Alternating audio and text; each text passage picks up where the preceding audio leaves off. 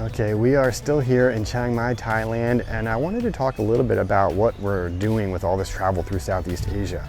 We're doing something called slow travel, and it means just what it sounds like. We spend more time in each location, average of about 4 weeks per major city, and it allows us to really take it slow and see all the major attractions without feeling we have to rush to cram everything into like a 1 or 2 week time period. So we get to go slow and really enjoy our downtime between the major attractions. So I'm going to talk about a few more reasons why you should slow travel if you can through Southeast Asia.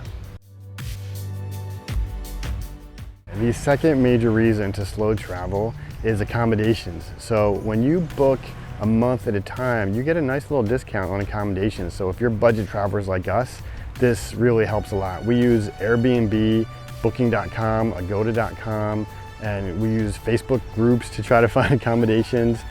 We look everywhere, but whenever you do book for a month, yeah, you're gonna pay a little bit less than if you would book day by day.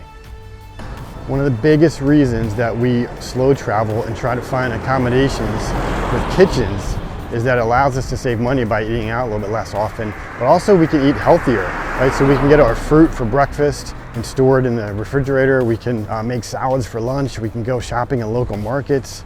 We love to do this, and it's one reason why we are budget travelers, but we do pay a little extra for accommodation just so we can make sure we have a little kitchenette.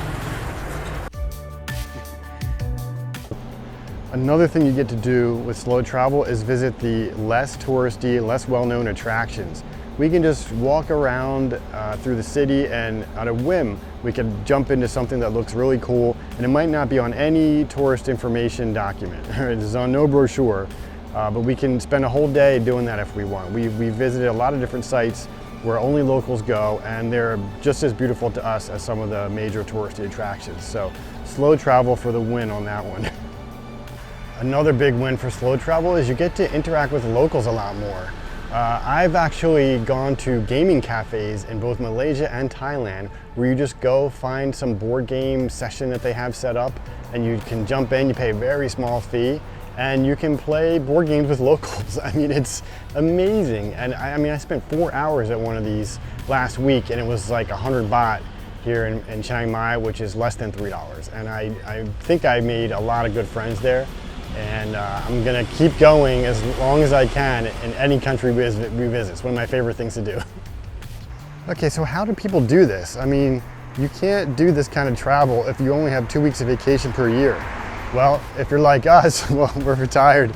That makes it a lot easier, of course, but people who are not retired do this. I mean, some people are digital nomads and they're able to work from any country. There's other people that take a gap year between, when they get out of school and go to college. And some people just take a sabbatical from their job. We went to that elephant sanctuary with a bunch of young couples, and I asked them how were they able to travel for 3 to 6 months, which is what they were doing. And they said they just took a sabbatical from work. Like, they literally just asked their jobs if they could take 5 months off, and they got it. So I don't know how they worked that one out, but I can tell you it is possible because I've met people doing it. So anyway, I hope that people found value in this video and learned a little bit more about slow travel. And yeah, stay tuned for more videos from us because we're in Thailand for a few more weeks and then we're heading off to Laos.